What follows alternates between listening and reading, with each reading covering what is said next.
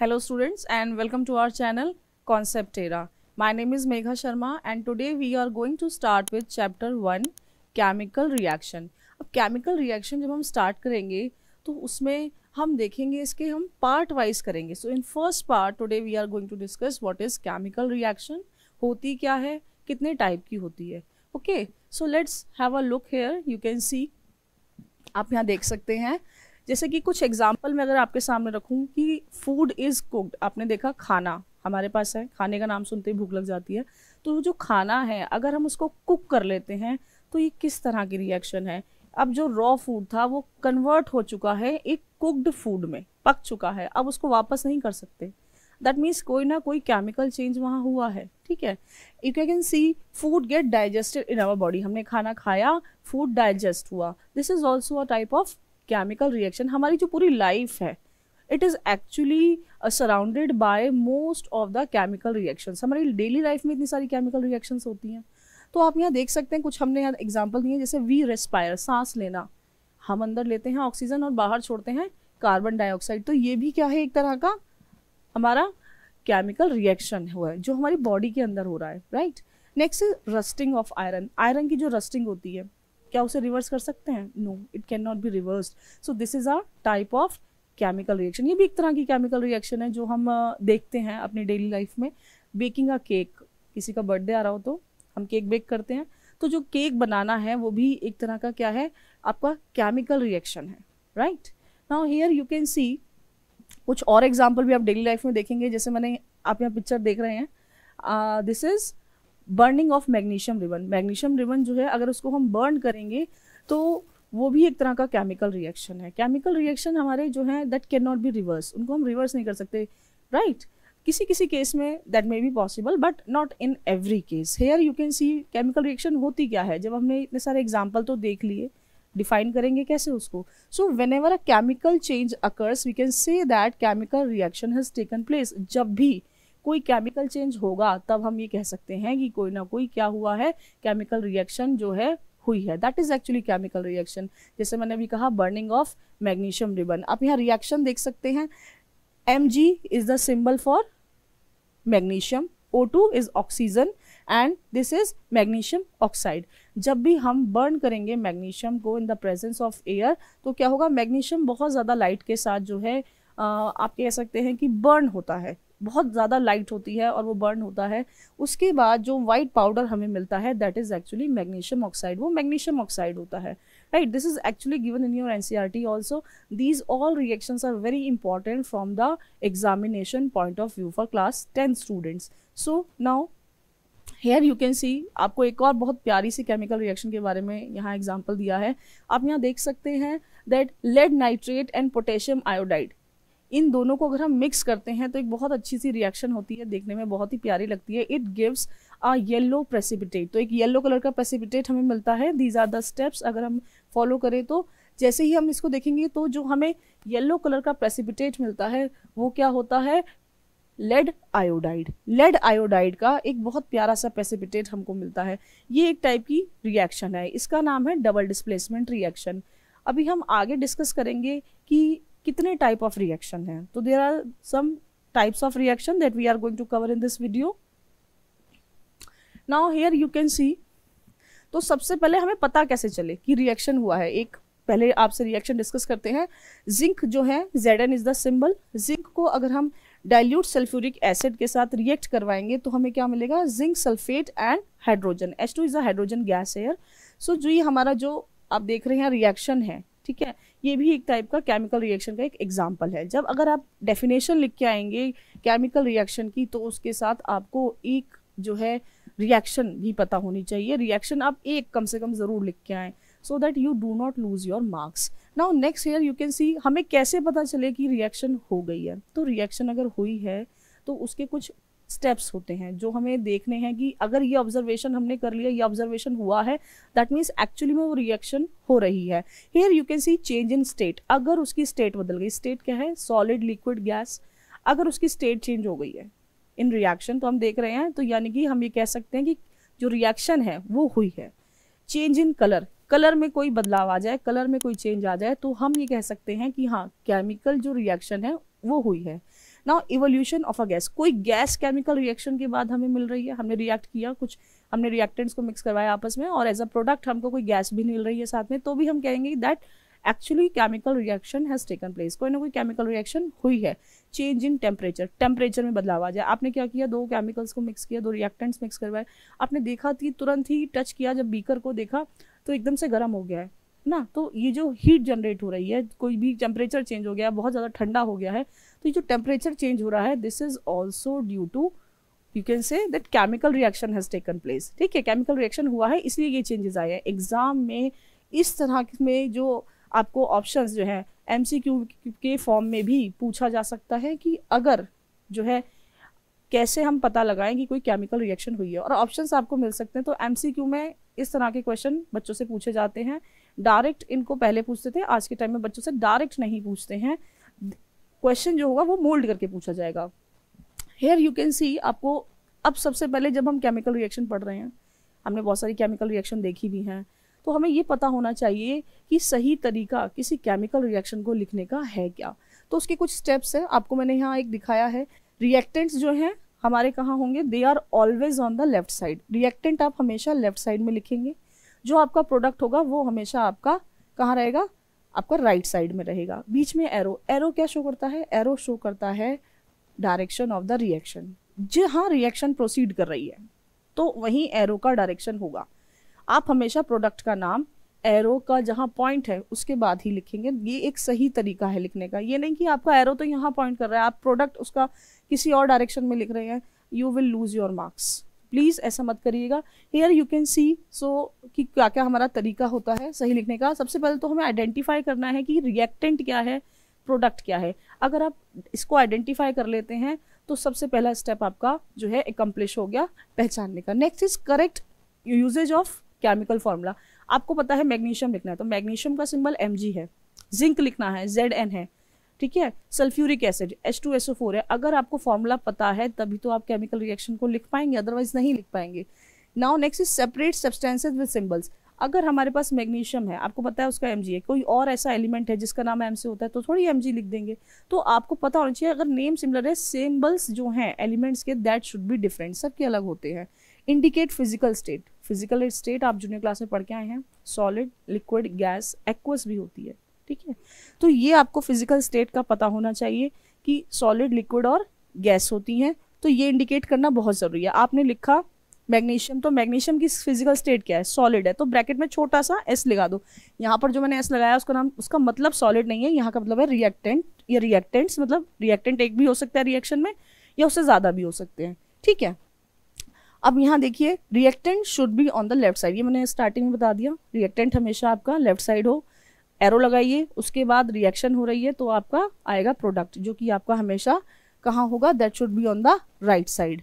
तो एरो जो है हमारा, जो डायरेक्शन है एरो की वो भी डिस्कस कर लिया, वो ही बताता है कि जो रिएक्शन है वो कहाँ हो रही है। Reaction can be forward and backward also, but indication of arrow shows the actual direction of reaction, कहाँ ये रिएक्शन हो रही है।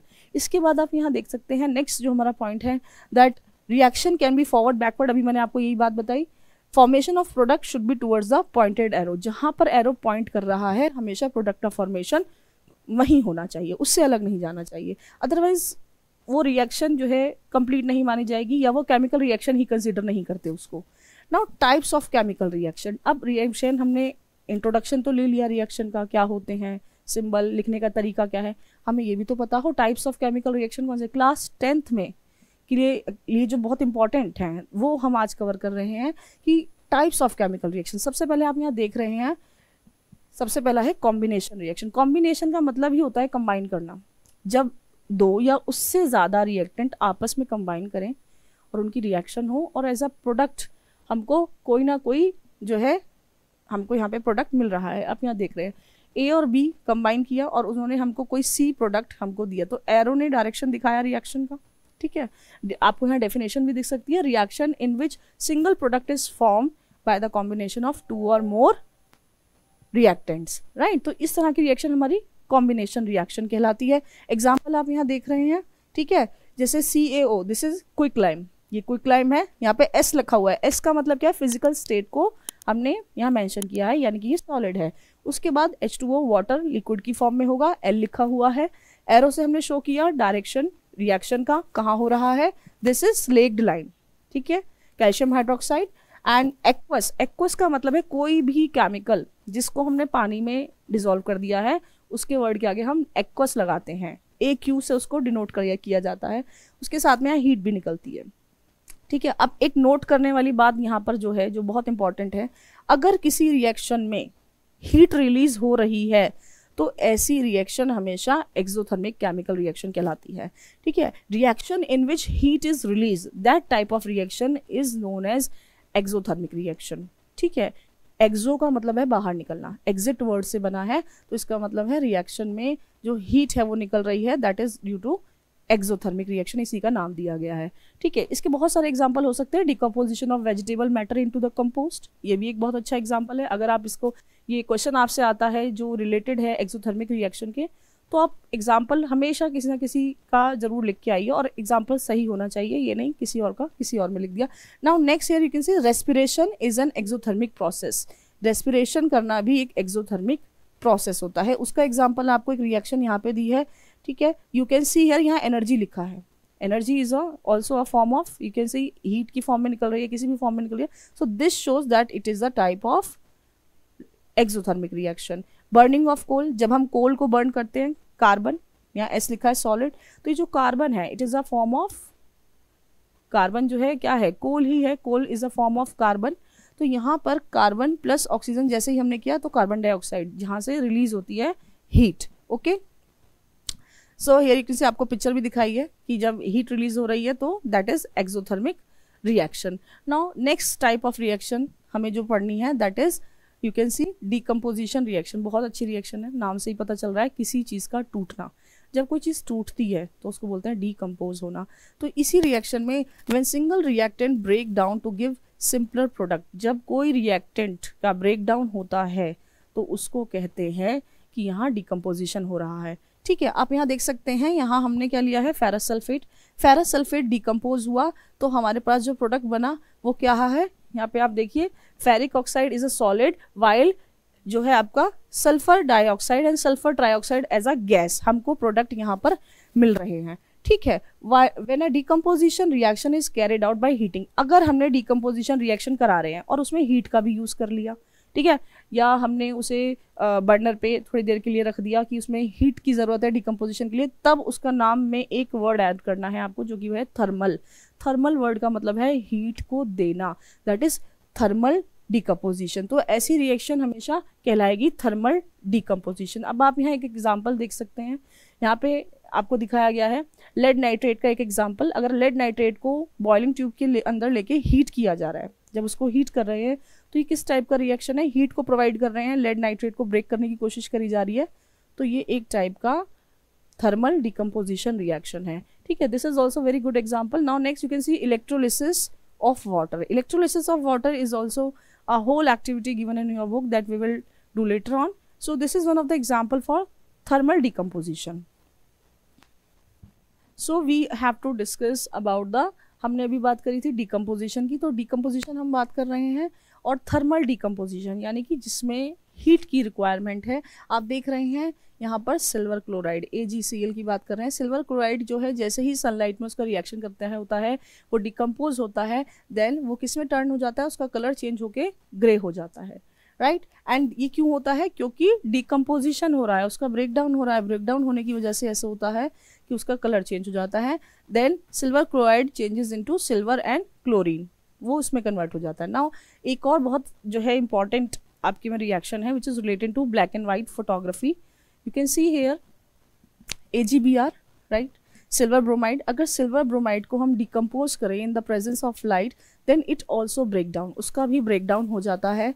When AgBr expose to light, that time silver bromide जो होगा उसका ब्रेक डाउन होगा और वो सिल्वर एंड ब्रोमाइड में टूट जाएगा, उसका डिकम्पोजिशन होगा। And where it decomposes into metallic silver and bromine, metallic silver और ब्रोमीन में उसका ब्रेक डाउन हो जाएगा, creating a latent image on the film. और एक तरह की जो फिल्म है वो जो है बन जाती है। This latent image is then chemically process to develop the visible permanent photograph. जो पुराने समय में ब्लैक एंड वाइट फोटोग्राफी होती थी, इसी जो है रिएक्शन का यूज़ करते थे ताकि जो है फोटो को, ब्लैक एंड वाइट फोटोग्राफी को जनरेट किया जा सके। Where the metallic silver appear as dark areas, जहाँ मेटालिक सिल्वर जो है वो कैसा दिखता था, डार्क कलर का दिखता था। ठीक है। Reaction in which energy is absorb, अब ऐसी रिएक्शन जहाँ पर एनर्जी रिलीज हो रही थी उसको तो हमने बोल दिया एक्सोथर्मिक। ऐसी भी तो रिएक्शन हो सकती है जहाँ पे हमने हीट दी है, जहाँ पर हीट जो है एब्जॉर्ब हो रही है, रिएक्शन हीट को ले रहा है, तो ऐसी रिएक्शन क्या कहलाती है, वो कहलाती है एंडोथर्मिक रिएक्शन। ठीक है। एंडोथर्मिक मीन्स हीट को देना। ठीक है, हीट दे रहे हैं, एंडोथर्मिक वो रिएक्शन जो है एब्जॉर्ब कर रही है हीट को। So let's see one example of, yes, so let's start with the displacement reaction. Displacement reaction का मतलब होता है जब कोई किसी दूसरे की जगह को डिस्प्लेस कर देता है या अपनी जगह छोड़ के उधर चला जाता है। ठीक है, तो जब कोई अपनी जगह छोड़ के दूसरी जगह जा रहा है तो डिस्प्लेस कर रहा है। ठीक है, यहाँ पर आप एक एग्जांपल बहुत देखिए, कॉपर सल्फेट के सॉल्यूशन में अगर हम आयरन नेल को डिप करके रखेंगे तो क्या होता है, तो उसका 15 से 20 मिनट में, after 15 to 20 minutes, you can observe that कि जो कलर है कॉपर सल्फेट का वो चेंज हो जाता है। ये अपने आप क्यों चेंज हो रहा है, because this is a type of displacement reaction. You can see here when iron, it is iron nail, it is dipped in copper sulphate solution, it gives ferrous sulphate, तो वो फेरस सल्फेट देता है plus copper. ठीक है, सो जो colour change होता है this that is all because of displacement reaction. ठीक है, आप यहाँ पर देख रहे हैं क्या हुआ है, यहाँ पर जो सल्फेट है कॉपर के साथ उसने क्या किया, अपनी जगह बदल ली, डिस्प्लेस हो गया and it get with the ferrous, Fe के साथ आ गया है, so this is a ferrous sulfate. So reaction in which any element get displaced by any other element, so that is known as displacement reaction. हम उसका displace कर रहे हैं। अब इसी में एक और टाइप होता है जिसको बोलते हैं double displacement reaction. Double displacement में आप कह सकते हैं there is a exchange of ions, दोनों आयंस जो रिएक्टेंट हैं उनके आयंस का जो है एक्सचेंज हो जाता है। मान लीजिए क्लास में दो बच्चे हैं, दोनों ने आपस में अपनी जो है जगह है बैठने की वो बिल्कुल बदल ली है, उसको चेंज कर लिया है उन्होंने कि मुझे जो है यहाँ नहीं बैठना है, तुम मेरी जगह आ जाओ, मैं तुम्हारी जगह आ जाऊँ। This is actually double displacement. So here you can see one reaction has been given in front of you, that reaction in which there is an exchange of ions between reactants, that is called double displacement reaction. ठीक है, आप यहाँ पे देख सकते हैं जो sulphate यहाँ लगा हुआ है उसने अपनी जगह बदल ली और किसके साथ लग गया, बेरियम के साथ, तो ये बन गया बेरियम क्लोराइड से बेरियम सल्फेट। ठीक है, अब वहाँ पे सोडियम है, सोडियम के साथ सल्फेट था, सोडियम सल्फेट, तो वो क्या हुआ, उसके साथ आ गया chlorine, so this is a sodium chlorine, sodium chloride. So यहाँ पर ये जो दोनों ने अपनी जगह बदली है ये है डबल डिस्प्लेसमेंट। ठीक है, now next is oxidation. Oxidation बहुत अच्छा प्रोसेस है, बहुत शॉर्ट इसकी डेफिनेशन है। ऑक्सीडेशन का मतलब है ऑक्सीजन का आना, गेन ऑफ ऑक्सीजन, ठीक है, और हाइड्रोजन का जाना। तो आप यहाँ देख रहे हैं जैसे हम यहाँ पे लिखा हुआ है एडिशन ऑफ ऑक्सीजन, ऑक्सीजन का आना, और या फिर हम ये कह सकते हैं हाइड्रोजन का जाना। और इसी का अपोजिट जो होता है वो होता है रिडक्शन। रिडक्शन में क्या होता है, जो एडिशन है वो हाइड्रोजन का होता है। आप एक याद कर लीजिए, दूसरा अपने आप हो जाएगा। ऑक्सीडेशन में तो ऑक्सीजन आ रही है और रिडक्शन में ऑक्सीजन जो है वो जा रही है। और हम क्या कर रहे हैं यहाँ पे, किसे ऐड करेंगे, हाइड्रोजन को ऐड करेंगे। Reaction has been given in front of you कि अगर कॉपर और ऑक्सीजन की रिएक्शन करवाई जा रही है तो क्या बन जाता है, कॉपर ऑक्साइड बन जाता है। और ये किस टाइप का रिएक्शन है आपका, ऑक्सीडेशन रिएक्शन, क्योंकि कॉपर ने क्या किया है, ऑक्सीजन ऐड हो गया है उसके साथ। इन दिस रिएक्शन रिडक्शन आप यहाँ देख सकते हैं कि जो कॉपर ऑक्साइड है हमारा, उसमें जैसे ही हमने हाइड्रोजन की रिएक्शन करवाई तो वो क्या करेगा, ऑक्सीजन जम कर जाएगा हाइड्रोजन के साथ। ठीक है, यानी कि ऑक्सीजन को निकाल के फेंक दिया, कहाँ से, कॉपर ऑक्साइड से। ऑक्सीजन निकल के चला गया क्योंकि हम यहाँ पर रिमूव कर रहे हैं ऑक्सीजन को, इसीलिए। इसके बाद जो अगर कोई ऐसी रिएक्शन हमारी पास है जहाँ पर ऑक्सीडेशन और रिडक्शन एक साथ हो रहा है तो उसे बोलते हैं रिडॉक्स रिएक्शन। ये जो वर्ड है रिडॉक्स, ये कैसे बना है, रिडॉक्स वर्ड एक्चुअली बना ही है किससे, ये जो रिडॉक्स वर्ड है ये बना है सीधा ऑक्सीडेशन प्लस रिडक्शन को। अगर हम RED जो वर्ड है वो लिया है रिडक्शन का, OX है ऑक्सीडेशन। जब दोनों जो प्रोसेस हैं एक साथ किसी रिएक्शन में हो रहे हैं तब हम उसको बोलते हैं रिडॉक्स रिएक्शन। आपको यहाँ एक एग्जाम्पल भी दिखाया गया है, आप यहाँ देखिए, यहाँ पर मैग्नीशियम का जो है ऑक्सीडेशन हो रहा है, उसने ऑक्सीजन गेन कर लिया और ऑक्सीजन जो है अकेला था, ठीक है, वो उधर चला गया, तो यहाँ ऑक्सीजन जो है यहाँ से रिएक्टेंट से रिमूव हो रही है, तो इसीलिए क्या है, रिडक्शन। तो ऐसे भी रिएक्शंस एग्जिस्ट करते हैं जहाँ पर ऑक्सीडेशन और रिडक्शन एक साथ होते हैं, उनको हम रिडॉक्स रिएक्शन कहते हैं। These are also given in your NCERT books, और ये बहुत इंपॉर्टेंट है, इनको आप ज़रूर पढ़िएगा। सो नेक्स्ट पार्ट में जितने भी हमारा बैलेंसिंग है, that we will discuss in our next part. So stay tune for the next video. Thank you.